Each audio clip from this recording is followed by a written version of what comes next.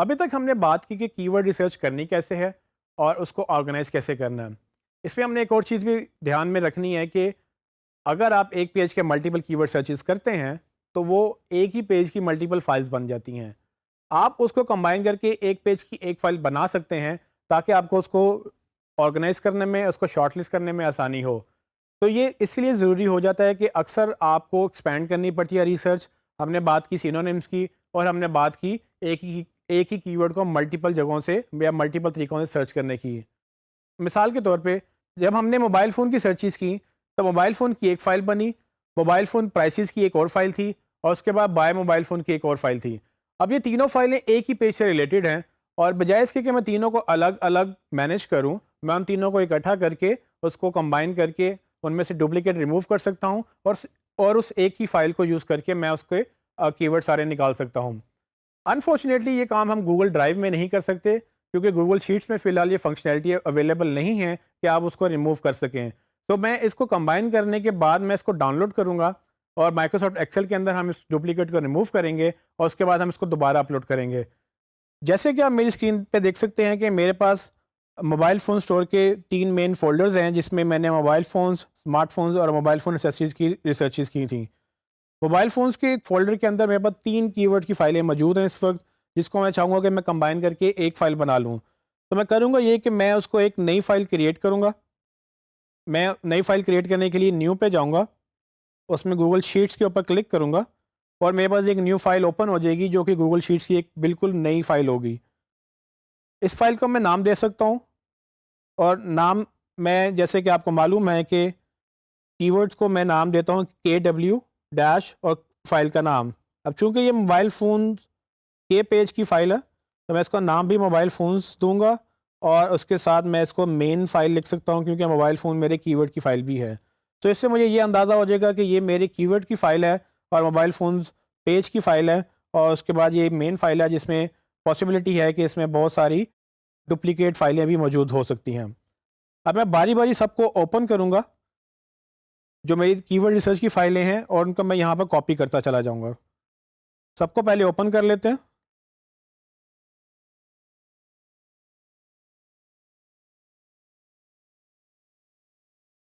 जैसे कि 3 फाइलें ओपन हो चुकी हैं, मैं इनमें से डेटा कॉपी करूँगा।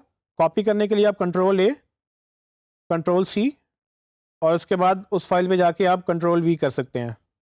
जैसे ये डेटा कॉपी होगा तो याद रखिएगा कि इसमें बहुत सारी चीज़ें हमें नहीं चाहिए। फॉर एग्ज़ाम्पल ये अब चूँकि बहुत सारी फाइलें मर्ज होने लगी हैं तो मुझे ये पहले सेल में जो ऑप्शंस हैं जिसमें कीवर्ड फाइल का नाम था, उसके बाद उसकी डेट्स, मुझे ये नहीं चाहिए। मैं पहली 2 रोज़ डिलीट कर सकता हूँ या उसमें से आप सेल डिलीट कर सकते हैं। रोज़ डिलीट करने के लिए आप रो 1 और रो 2 को क्लिक करेंगे, उसके बाद उसको एडिट में जाएँगे और वहाँ से डिलीट रोज़ 1 एंड 2 आप सेलेक्ट करके इन 2 रोज़ को डिलीट कर सकते हैं। इससे फ़ायदा ये होगा कि मेरे पास वो डेटा डिलीट हो गया जो मुझे नहीं चाहिए और बाकी कॉलम जो मुझे चाहिए वो रह गए हैं। अभी ये मैंने एक शीट कॉपी की है, मैं उस शीट को बंद कर दूँगा ताकि मैं उसको दोबारा कॉपी ना करूँ। अब मैं दूसरी शीट पे जाऊँगा और आपको याद होगा कि इस पे हम पहले से काम कर रहे थे, तो मुझे सिर्फ़ इसमें से वो डेटा चाहिए जो हमने अभी सॉर्ट नहीं किया। सो मैं इसको दोबारा से सॉर्टिंग 1 टू ऑनवर्ड्स में करके दोबारा से अपना डेटा सॉर्ट करूँगा और इसमें मैं बजाय से कि इसकी हेडिंग कॉपी करूँ, इसको कॉपी करके वहाँ पेस्ट करूँगा। सो ये डेटा आप शॉर्टकट की से भी यूज़ कर सकते हैं और आप इसको मैन्युअली भी सिलेक्ट कर सकते हैं। ये आपके ऊपर है कि आप इसको कैसे यूज़ करना चाहेंगे। आप दूसरी मेन शीट में आएँगे, वहाँ पर बॉटम पे जाकर जहाँ से वो सेल ख़त्म हो रहे हैं या लास्ट रो है, उसके बाद न्यू रो पे जाके आप अपना डेटा कॉपी कर देंगे और इसमें चूँकि हमने कोई हेडिंग कॉपी नहीं की है तो मेरे सारा कीवर्ड का डेटा वहाँ से यहाँ पर कॉपी हो चुका है। अब आप जैसे देखेंगे कि अब इस शीट की रो 1500 हो गई है, जो कि पहले सिर्फ 700 के करीब थी। मैं अपनी वो पुरानी शीट डिलीट कर दूँगा जिससे मैंने डेटा कॉपी किया है और मैं दोबारा जो एक आखिरी शीट रहेगी मैं उससे डेटा कॉपी करूँगा और मैं यहाँ पर मेन शीट में पेस्ट कर दूँगा। अब चूँकि मेरे पास नीचे सेल्स अवेलेबल नहीं है, मैं इसमें 10 नए सेल ऐड कर सकता हूँ और मैं उस न्यू रो से जाकर अपना डेटा कॉपी कर सकता हूँ।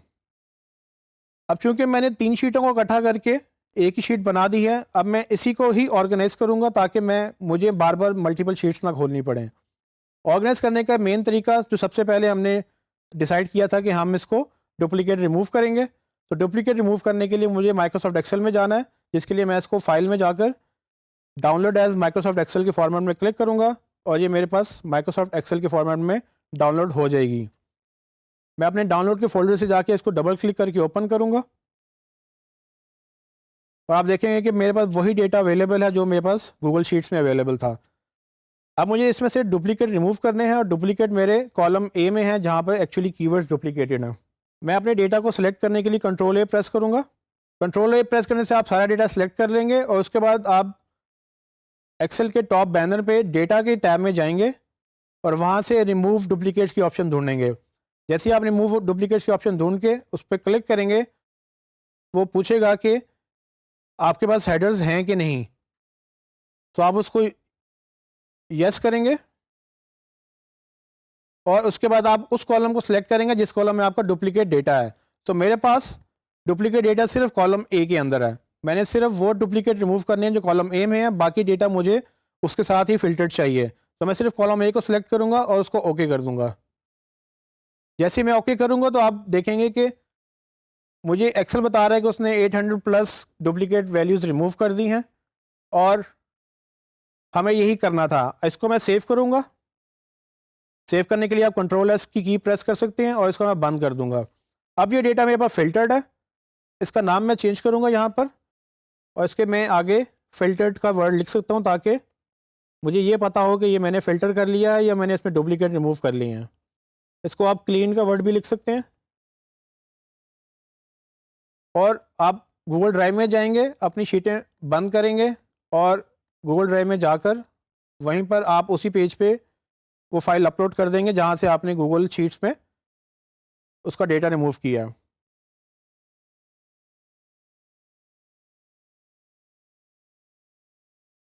जैसे कि आप देख सकते हैं कि मेरे पास कीवर्ड फाइल्स दो मौजूद हैं, जिसमें मेन की फाइल्स और वो फाइल जिसको मैंने डेटा क्लीन किया दोनों मौजूद हैं। तो मैं रिकमेंड ये करूँगा कि आप इनको दोनों को ही रहने दें। इनका नाम इस तरह से रखें कि आपको पता हो कि आपने कौन सी फाइल यूज़ करनी है। तो मैं अब नेक्स्ट टाइम जब भी इस कीवर्ड की रिसर्च करूँगा तो मैं यही फाइल यूज़ करूँगा जो मैंने एक डेटा क्लीन किया है और मुझे पता है कि इसमें जो डेटा अवेलेबल है वो मुझे वही चाहिए।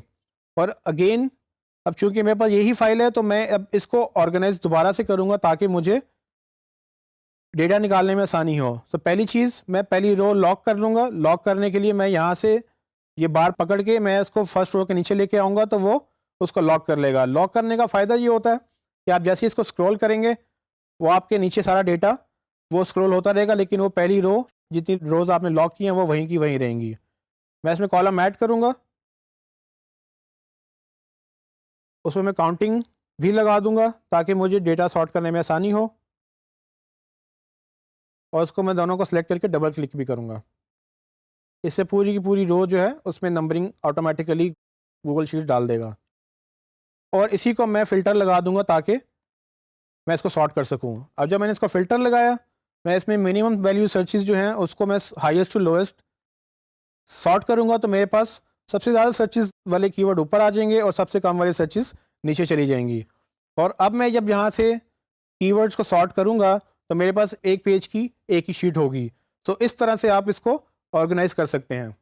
इस लेसन में मैंने आपको बताया कि अगर आपके पास एक से ज़्यादा फाइल्स हों एक पेज के लिए तो आप उनको कंबाइन करके एक पेज की एक फ़ाइल बना सकते हैं। ज़्यादा फाइल बनाना मसला नहीं है, बल्कि अच्छी बात है। आपको अपने कीवर्ड्स को एक्सपेंड करना होता है ताकि आप वो सारी सर्चेज निकाल सकें जो डिफरेंट एंगल से डिफरेंट लोग उस प्रोडक्ट को ढूंढ रहे हैं। तो बजाय इसके कि आप उसको मिस करें, आप उसको इस तरह से कंबाइन करके एक मेन फाइल बना लें और फिर इसको मज़ीद फर्दर यूज़ करें। इन फ्यूचर पॉसिबिलिटी है कि आपको मज़ीद ऐसी वेरिएशंस मिलें जो आपको इसी के पेज के ऊपर डालनी पड़ जाएँ।